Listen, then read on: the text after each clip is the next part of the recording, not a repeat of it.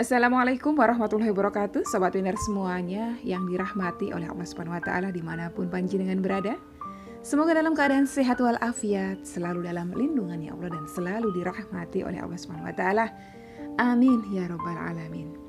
Alhamdulillah Sobat Winnerku, hari ini kita dapat berjumpa kembali di channel kesayangan kita bersama, Chef Ganzo.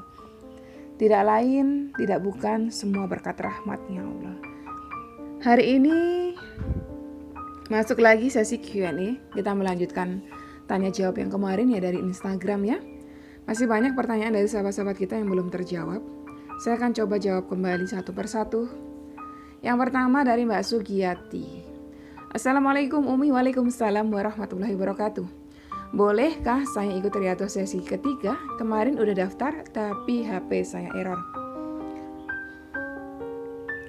Boleh. Sekarang sudah hari ke-25 ya. Masuk ke hari ke-26 ini ya. Udah dari 26 berarti tinggal 14 hari. Panjenengan mau join monggo, mau nunggu sesi 4-nya nanti kalau kita adakan monggo silahkan. Kalau panjenengan join sekarang berarti panjenengan ketinggalan 26 hari. Artinya nanti kalau kami selesai 40 hari, panjenengan berarti harus lanjut lagi 26 hari. Silahkan, mau join susulan silahkan, mau nunggu nanti bareng-bareng juga silahkan ya. Dari Amiruddin.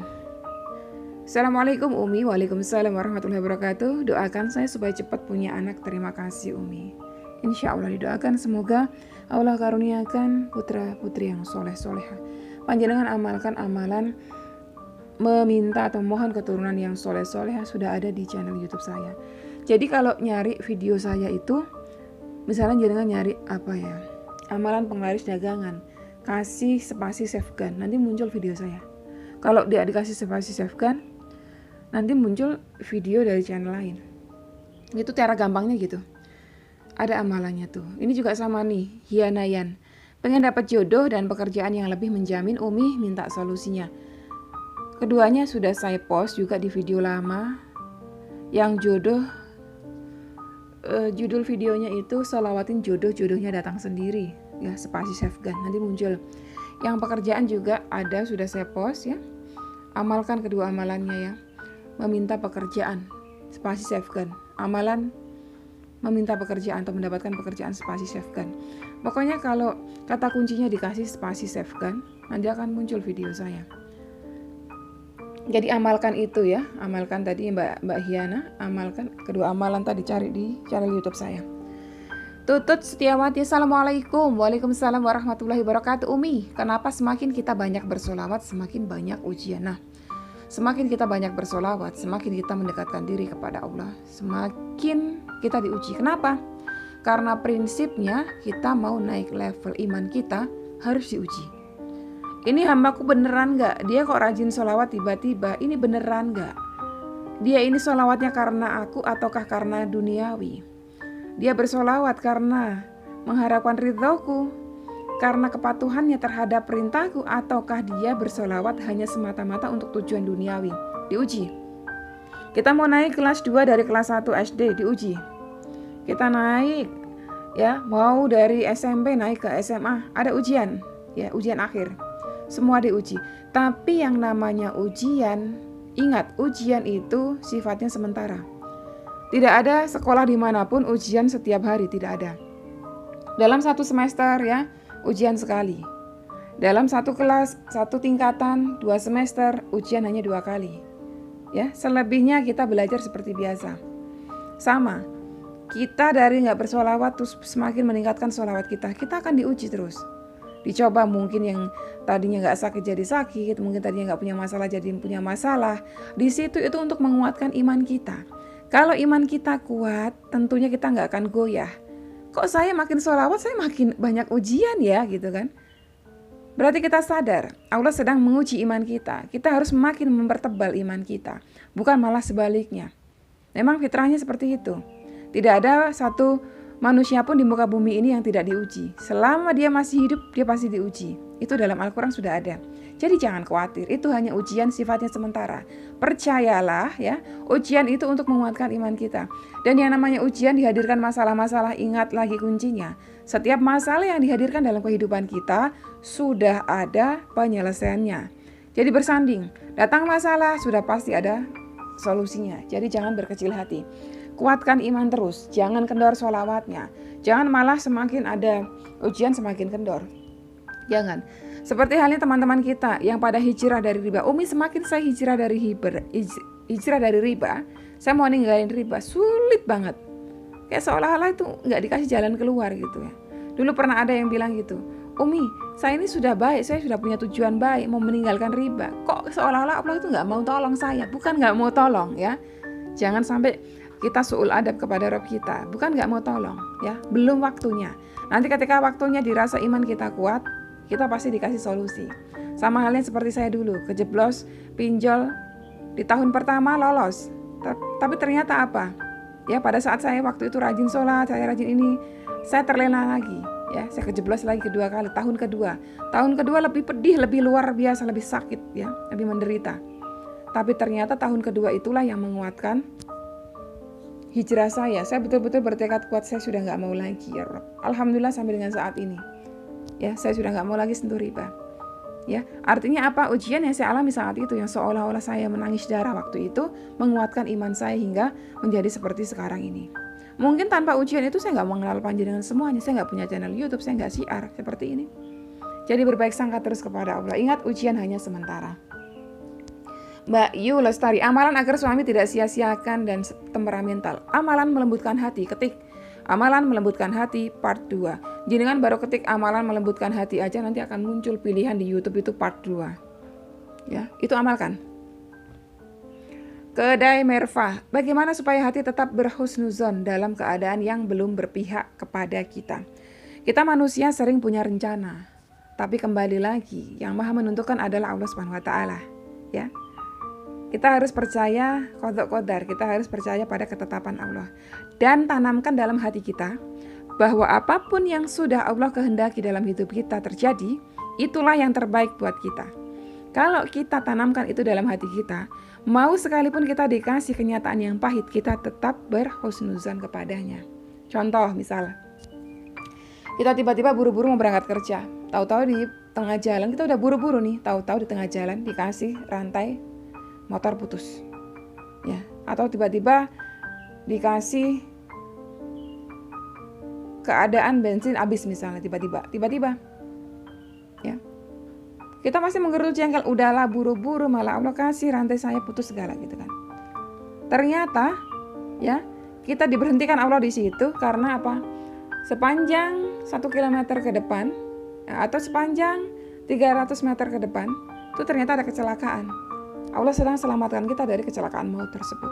Kita baik sangka aja terus. Misalnya kita sudah merasa yakin interview di satu perusahaan, kita yakin diterima. Tapi ternyata ya, kita udahlah yakin, udah persiapan bagus, ikhtiar bagus, kita mencoba latihan untuk wawancaranya bagus, kita udah berdoa kenceng. Kita yakin dah, 99% kita yakin diterima. Ternyata qadarullah Allah izinkan gak diterima. Ya. Oh ternyata di dalam perusahaan itu ada satu karyawan yang sangat zalim kepada siapa aja. Mungkin Allah sedang selamatkan dari situ. Ternyata penantian saya, ya, dulu saya nganggur 6 bulan sebelum saya kerja di perusahaan tempat saya kerja sekarang ini. Saya nganggur 6 bulan, setiap kali interview, ya kan, sudah diterima, gaji nggak cocok, nego gaji nggak masuk.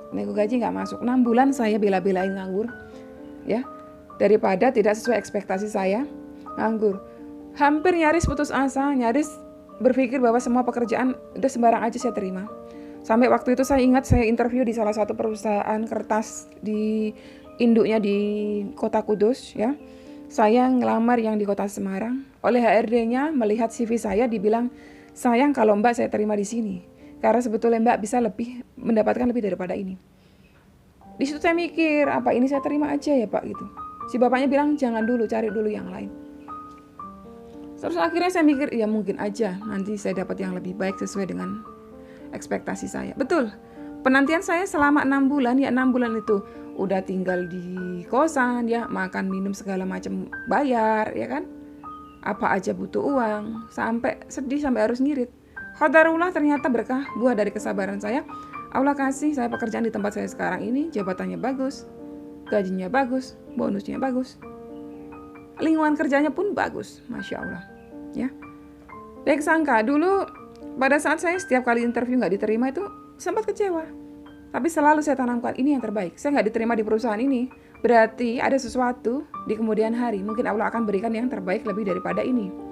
Saya waktu itu sempat interview di perusahaan Malaysia. Udah keterima, udah oke, ternyata nego gaji nggak sesuai. Kecewa saya. Ya, ternyata nggak lama saya terima di perusahaan ini, dan ketika saya baru kerja sebulanan, saya dipanggil tadi yang perusahaan Malaysia tadi itu. Saya nggak mau karena saya sudah kerja di sini. Jadi pokoknya intinya, apapun yang sudah Allah tetapkan terjadi dalam kehidupan saya, Allah sudah izinkan terjadi dalam kehidupan saya, itulah yang terbaik. Sekalipun itu pahit. Karena saya nggak pernah tahu ke depan ada apa. Jadi pola pikirnya seperti itu. Kalau mindsetnya seperti itu, insya Allah kita baik sangka terus kepada Allah sekalipun pahit kehidupan kita. Nikmatul karomah ya, karomah KRMH ya. Assalamualaikum Umi. Waalaikumsalam warahmatullahi wabarakatuh. Mohon maaf, mau tanya Umi amalan untuk pelunas hutang. Kemarin saya sudah jawab sesi 1. Simak video sesi 1. Tarni KH, bolehkah Riyadhah 4.444 kali sholawat Jibril untuk 2 hajat bersamaan, misal pelunas hutang dan cepat laku penjualan aset? Bisa, boleh. Tapi di channel YouTube saya sudah ajarkan untuk pelunas hutang amalannya apa, untuk agar aset laku amalannya apa. Panjenengan buka amalan pengaris dagangan itu, ada cara supaya aset laku. Selain amalan APD itu, ada tips supaya aset laku. Ada saya di sana cantumkan. Tapi kalau panjenengan mau Riyadhah khusus sholawat 4.444 kali untuk 2 hajat, 3 hajat, 4 hajat, 5 hajat, 10 hajat, boleh. Silahkan. Dari siapa nih? Yudi Sang. Umi, apa yang harus saya lakukan? Saya seperti tidak punya tujuan, nggak tahu harus bagaimana. Buat yang ngerasa tidak punya tujuan, nggak tahu tujuan hidup, ya, yang ngerasa hidupnya, aku ini hidup untuk apa sih? Nggak ngerti hidupku tujuannya apa sih? Ya, buka Al-Quran, ya, buka surah Al-Zariyat ayat ke-56. Dan aku tidak menciptakan jin dan manusia, melainkan supaya mereka menyembahku. Jadi di situ kita tahu tujuan hidup kita apa. Tujuan hidup kita cuma satu. Kita dihidupkan ke dunia bukan untuk menjadi tentara, menjadi polisi, menjadi ibu rumah tangga, menjadi istri soleha, menjadi ulama atau menjadi apapun, tidak. Tetapi kita dihidupkan di muka bumi ini cuma satu. Hanya untuk menyembah Allah, hanya untuk beribadah kepada Allah. Kalau kita sudah tahu tujuan hidup kita, mulai dari sekarang lakukan, ya, lakukan amal soleh, lakukan ibadah-ibadah kita, mengesahkan Allah. Sholat wajib, sholat merupakan bentuk kepatuhan kita, bentuk komunikasi kita kepada Rabb kita.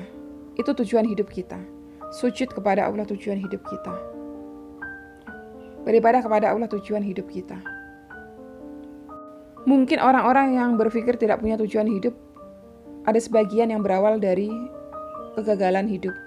Misalnya gagal berumah tangga, gagal memiliki anak, gagal mendapatkan pekerjaan, dan gagal-gagal yang lainnya. Tapi percayalah, dari kegagalan-kegagalan duniawi tadi itu, jenengan bisa menjadi manusia yang tidak gagal, yaitu manusia yang tahu tujuan hidupnya, yaitu beribadah kepada Allah. Selama panjenengan mau sujud kepada Rabbnya jenengan, insya Allah hidup jenengan tenang, hati jenengan tenang. Ingat, hanya dengan mengingat Allah hati menjadi tenang. Maka perbanyak sujud kepada Allah. Perbanyak sujud. Mulailah dengan sholat. Punya masalah seberat apapun, mulailah dengan sholat. Di video saya bulan lalu sepertinya saya sudah pernah posting. Kalau kita punya masalah terlalu ruwet, rumah tangga berantakan, ya, hubungan dengan keluarga juga berantakan, pekerjaan berantakan, anak pun berantakan, ekonomi apalagi berantakan. Seolah-olah hidup ini gak berpihak pada kita. Memperbaikinya dari mana saya tuh bingung Umi gitu kan. Coba perbaikilah dari ambil wudhu, sholat. Tapi sedang gak waktu sholat Umi, sholat hajat. ya, sholat hajat. Sedang waktu sholat fardu Umi, silahkan sholat fardu. Perbaiki dari situ, insya Allah hidup kita baik. Ya, insya Allah hidup kita baik. Ya sobat pinterku, sampai di sini dulu video video tanya jawab kali ini. Semoga bermanfaat buat panjenengan. Masih ada lagi banyak pertanyaan dari Instagram. Mohon ditunggu, insya Allah saya akan buatkan tanya jawabnya seperti ini kalau saya sudah punya kesempatan ya. Mohon doakan saya selalu. Wassalamualaikum warahmatullahi wabarakatuh.